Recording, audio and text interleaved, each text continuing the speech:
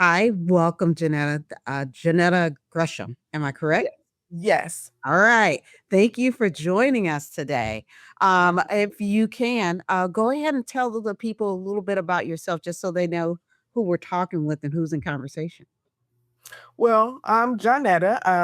Jonetta was a nurse for many years. I always been a advocate in healthcare, even when I didn't know I was an advocate in healthcare. But from that, I built a career. I am a mother. I'm a grandmother.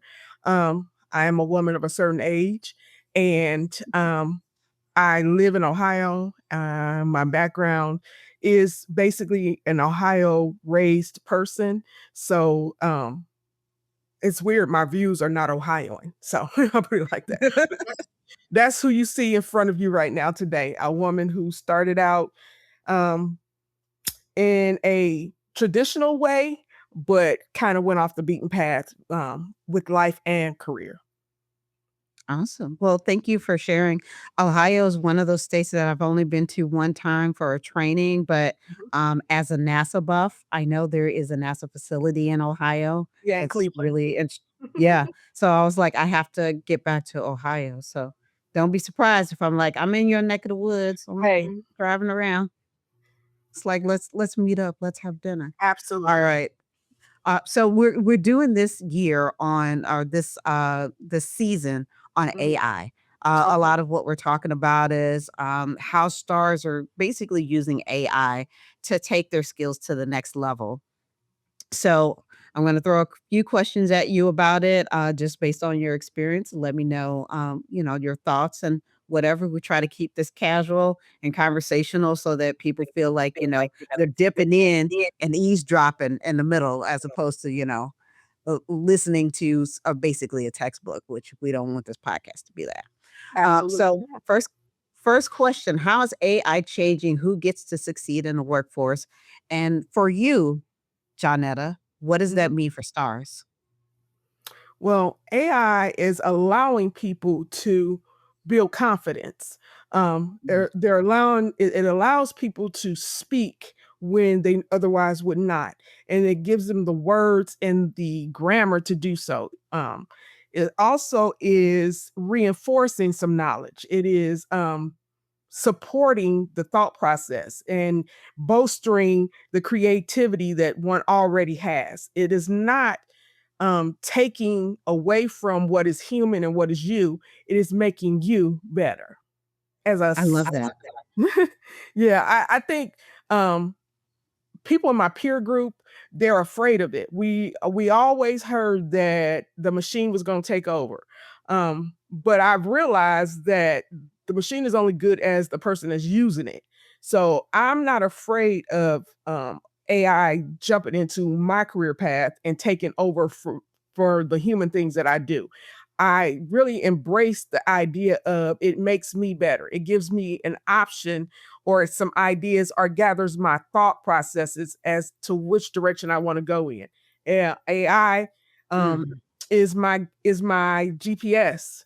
AI is my remote control finding my movies. AI is um turning on my locks and my security system when I leave my house. So it's not taking over, it's just making me better. I love that. I love that. I love the idea that it's a tool that you can use to sharpen yourself. Yes. Like the knife is good, but every now and then you got to sharpen it to, get to a better place. Yes. And AI can be that sharpener just to kind of keep you going and keep you moving on. Um, as we're talking about using these tools and being able to, work our way into utilizing them to make us a better person. Was there a moment when you were on your star journey and you were just thinking to yourself, as I'm using these tools, I have more to offer than what people might see on paper, and that's what's going to like put me on to the next level? Well, yeah. I want to say I hate to say it, but my AI, the way I use AI has been my biggest cheerleader per se. There's times when I'm making an application for a position and I'll ask it. am I qualified for this position? Well, because I am using this tool, the tool has learned my skills. They know where my Mhm. strengths lie, and it gives me a good non-biased answer as to should I apply for this role, or is this something that is out of my league. Not Right. much has been out of my league, but there are places where it may say, hey, look, you cannot build rockets. You don't have the skill set for that. But can you talk to somebody about how to build rockets? You do have the skill set for that. So when I say it is my biggest cheerleader, I'm saying that it does not put me in a position that's not real. It's giving Mhm. me the ideas that are already in my head. It's just teaching Mm. me how to leverage those ideas. It's saying, hey, Right. put this down and or boast of the fact that you have in the background of your life done these things. So and I'm speaking to how I built my resume with the use of AI, how I've taken the actual things I have done, not creating things, not making it up, not writing a script, but leveraging it and speaking to what the role I'm applying for is asking so that I'm not all over the place with my information. Some stuff, too many words can put you in the same place as not saying enough. So my use of AI tools has allowed me to position myself in a way that I probably wouldn't have done in the past. No, that makes total sense. Because I know I've used AI a handful of times myself just to kind of, double check some things. And it's actually a good reminder because I've done a lot. And I'm sure you've been in a position where you've done a lot of things too. Yeah, And you've been like, I forgot about all of these, yeah, 15 things that I've gone through and, relevant experiences that I can pull up.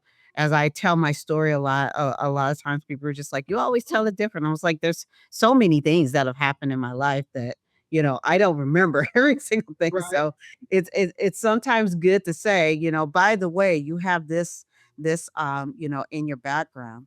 Yeah. But I do want to mention the fact that you were in a recent book, Open to Work. Yes. And I just want to kind of get, I know I'm going off script. I tend to do that. I just want to get a little bit of feeling like what was your immediate reaction to being included in the book? Even like, what was it like being asked to be a part of that? Well, honestly, if I was actually asked to be in a book, I probably would have said no because that was not how it was presented. But what happened was, through my connection with Merit America, how I actually became project management certified. Through that alternate pathway, those connections led to a conversation, and basically it started out voluntary. Who wants to talk to these people about what Merit has done? And a part of that conversation came back to AI, how I used it, and how I was the one that said, hell no, I'm not. Because again, as I spoke to earlier, I was a part of a group of people who said um, no to the machines. I'm a Terminator baby. So I knew, I can't let them in my You business know like about that. They don't Skynet. take over. They don't take over. So I was the no to that. So when we had, and part of the program was to build our resumes, to create these documents, and AI usage was a part of that path, those tasks. So I got used to or acclimated and even comfortable using AI. So that conversation happened, and that's how we started talking about it. I had no idea that that conversation was going to lead to a segment in a book talking about opportunities for work and what that looks like. Or so I feel I felt honored in many ways that someone wanted to hear what I had to say, and that it was important for me as a woman of a certain age, as a woman of a certain race, and economic background, to speak to my um, experience with AI, and that it was included in the book was a plus. To meet the people who are writing it, to meet the colleagues who are using it in different ways because I would never describe me as a tech person. I'm tech proficient, but if someone was to accuse me of being a techie, I probably would shy away from that. But I realize that I am a person who uses IT and technology every day, and I am very proficient at it. Can I code? No, but I probably could if I put my mind to it. But I can use my computer. I can use the tools that are attached to the computer. And so in that book and speak in my segment, I spoke to the newness of the oldness. The old me is a new me because I tried a new thing. All right now. So We say that because I just feel like we sometimes forget that, we're always evolving and we're always growing and we're always learning. And they say you can't teach a old dog new tricks, which I don't like that saying because you I'm can't. the old dog. I'm the old dog that learned I'm the new like, I'm trick. the old dog too. Yeah. So I was like, no, I'm I the can old learn one that learned the stuff. new trick. I can do the headstands and stand on Right. my head. Right. I could do all of But that. It may take me a little longer, but the skills that I had before allow me to be the person that could do the thing now. So, Yes, absolutely, absolutely. And with that said, there are obviously the human skills that we need to bring into it. So, what are your thoughts on those human skills being implemented into the age of AI? Like, what do you feel like is the importance of it? well, it is important to stay um, relevant in that I am a human. My heart beats, my lungs work. There, you cannot replace me. My Even my voice, you can try to record my voice, but it's not me. And those are the things that make me who I am. The spirit of me cannot be replaced by AI. The Jonetta, the JoJo that's in Jonetta, because that's my little nickname. The JoJo that is Jonetta cannot be replaced by AI. And none of that can. AI cannot take out anything that makes me a walking, talking human being. My experiences are not AI experiences. My life is not an AI life. It's not artificial in any way. And so it cannot be intelligent artificially. Um, I just feel like people are afraid of change. And so they pick out the most negative parts of what they see the change to be and make it the whole thing. Right. For me, using AI has pivoted my outlook. I think people used to use that term old dog can't learn a new trick because people didn't live long enough for the old dog to have to learn a new trick. Right. But now, the I'm not gonna say 50 is the new 30, but it's definitely a marker that a lot of our parents were at the that they would say that they were at the end of their lives by 50 or 55. They were studying or getting ready to be sitting down somewhere. Well, now the world is not allowing 50-year-olds to sit still. We still have to be in the workplace. We still have to be productive. We have to make a way for our future, for our own future, as well as the people that come behind us. So the fact that we're still moving and shaking means that we're relevant. And the relevance to that is a human thing, it's not an artificial thing. Me staying relevant is a part of who I am as a person. Tap into the STARS resource library through Tear the Paper Ceiling, built to support stars like you with real tools, guidance, and pathways forward. These resources are here for you to explore, learn, and use as you build what's next. Share your story, get connected, find community. We're building this movement together, and every star voice matters. Let's keep tearing the paper ceiling for good.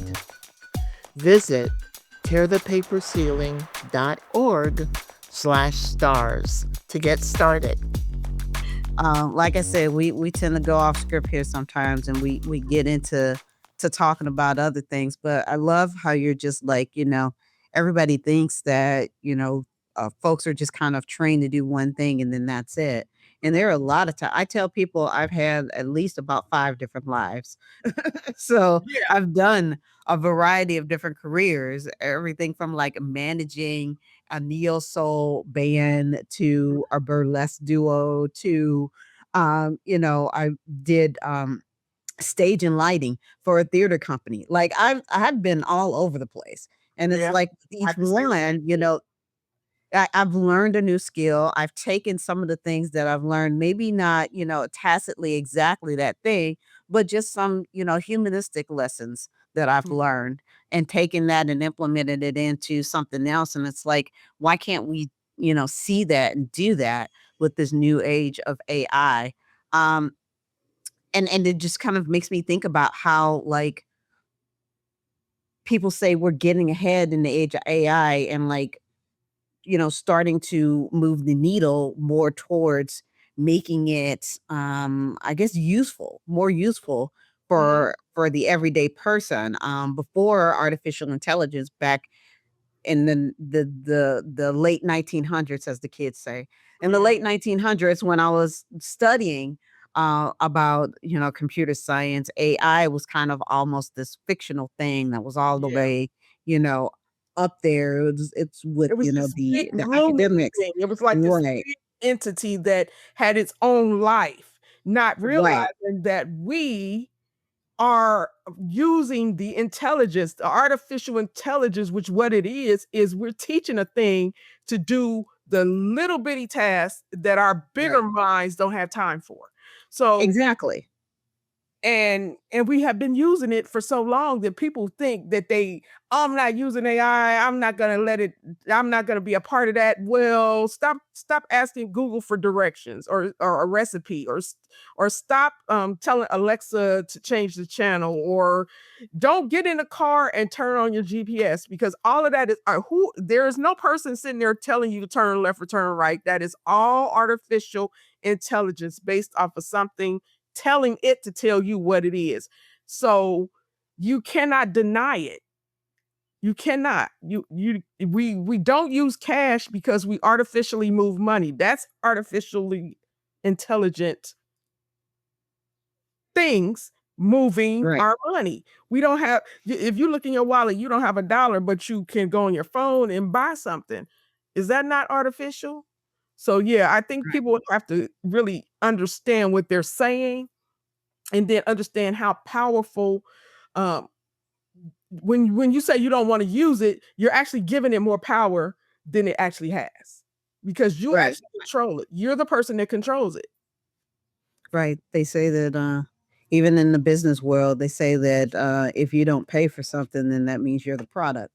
Yeah. So, it's like, understand that it's coming and it's here. Yeah. But, how can you utilize it to, pull the best, uh, out of you that it can and become more a part of your, like, everyday.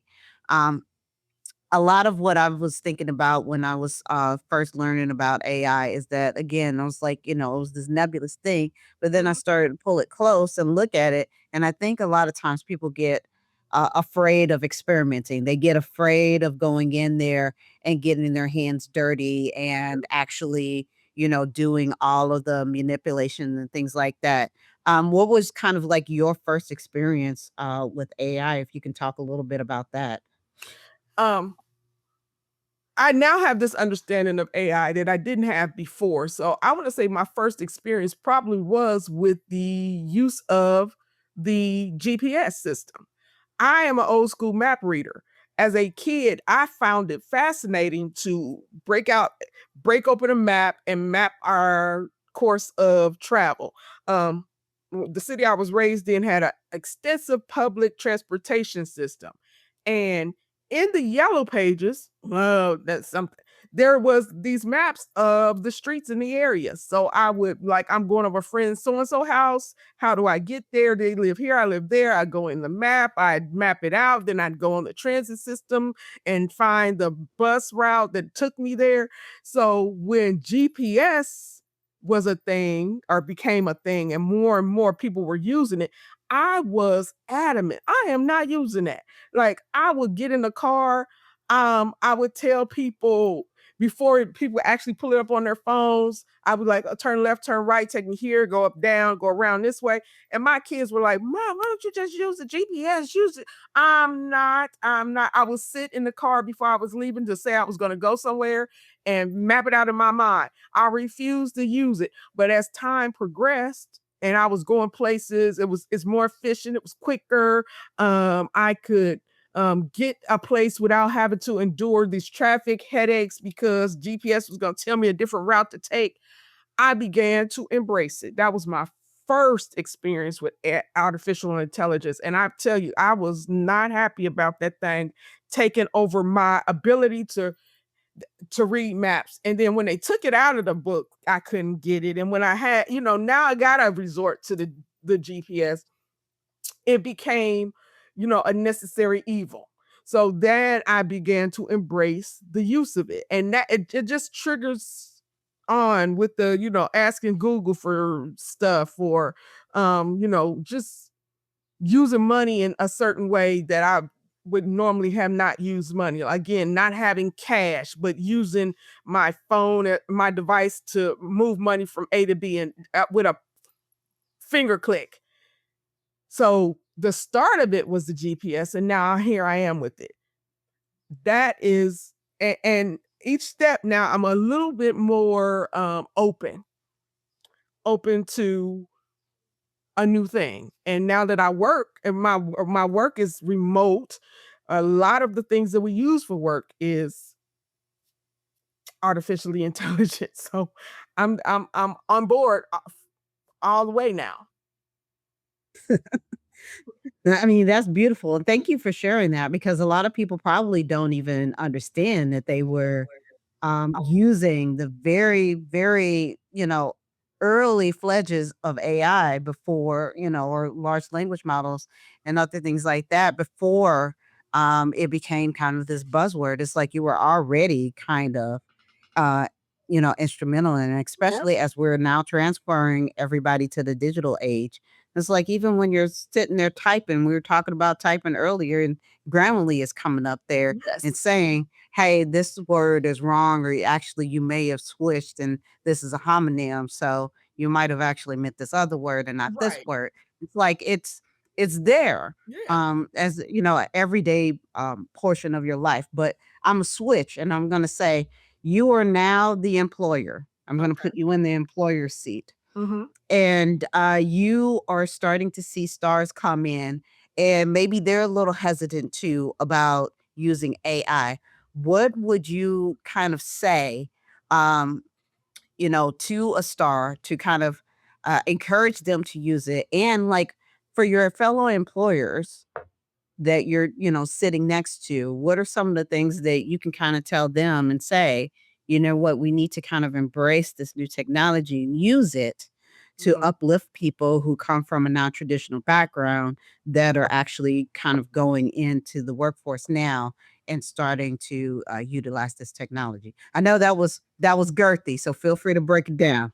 So if I was the employer or as an employer, looking at employees who have traveled a path similar to mine, I would encourage them and applaud them for taking a risk or stepping out on faith.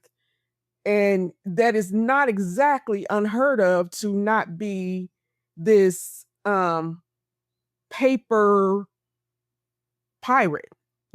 Just because people have these things on paper do not make them as credible as we have been used to thinking.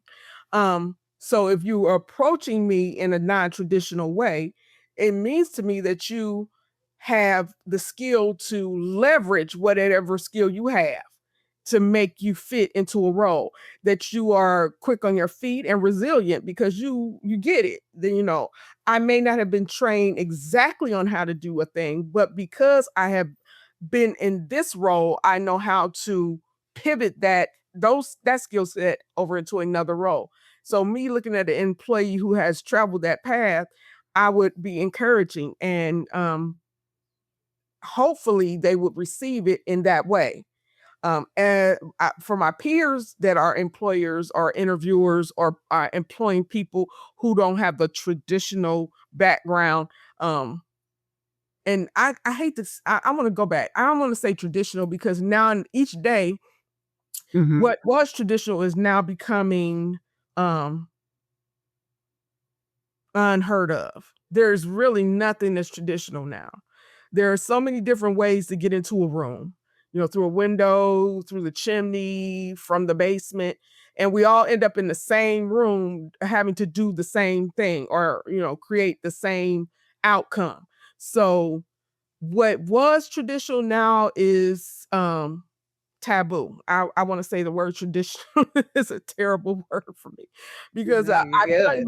I've done nothing traditionally. Nothing. I have not walked that path that would have been laid out. I have always been in the median or on the side of the road, but still traveling in that same direction as people who were in the on the lane.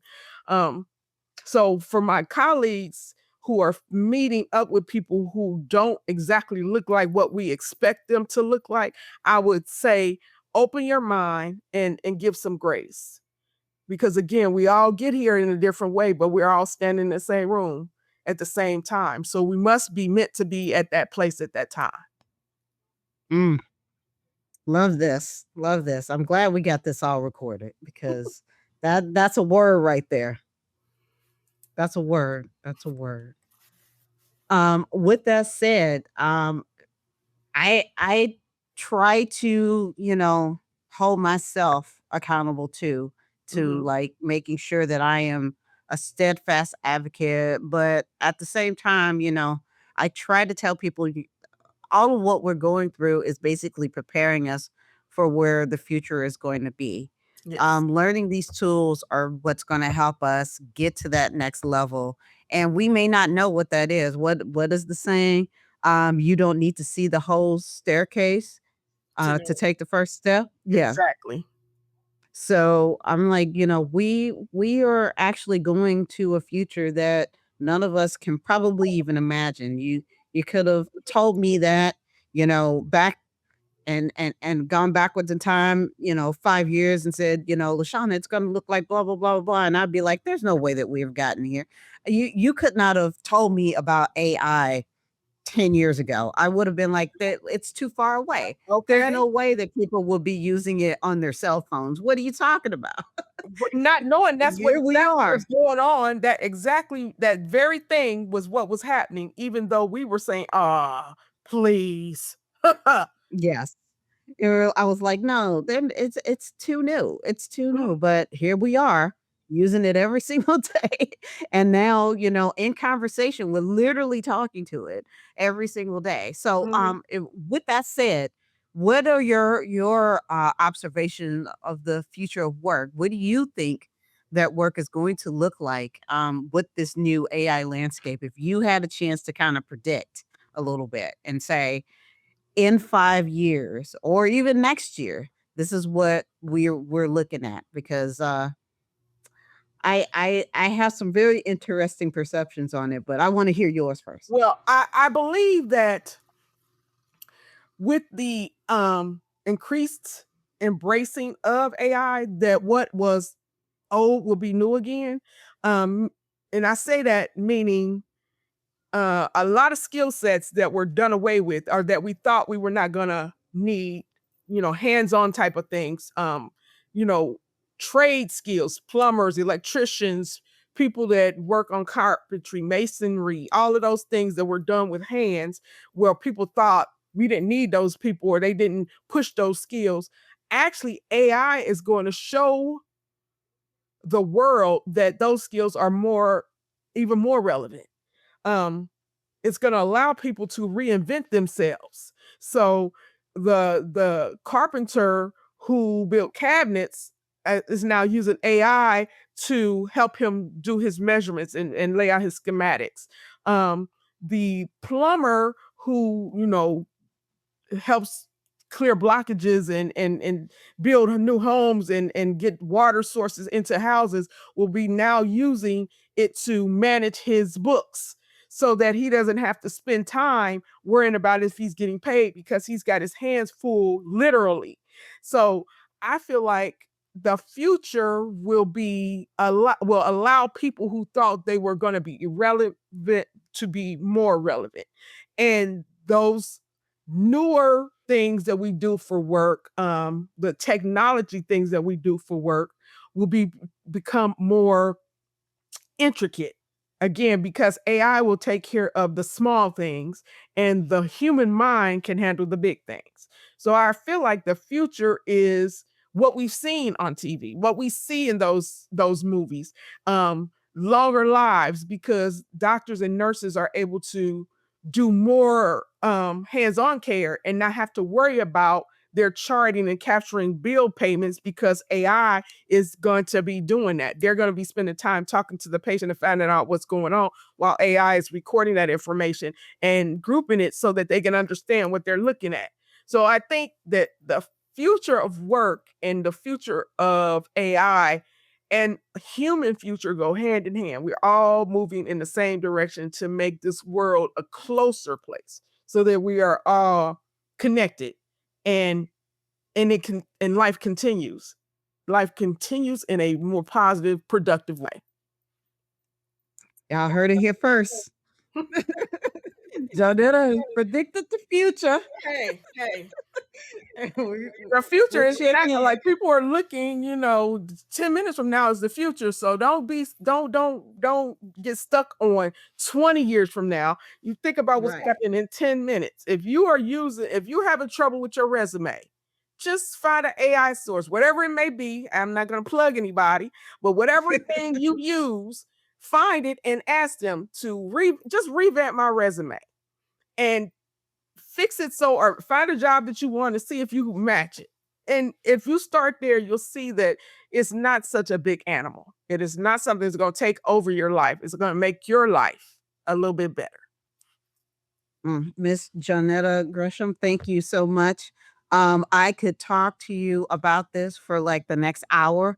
I know we got to shave it down, so I have one last question to ask you Absolutely. before you take off. Um, Finish this sentence for me.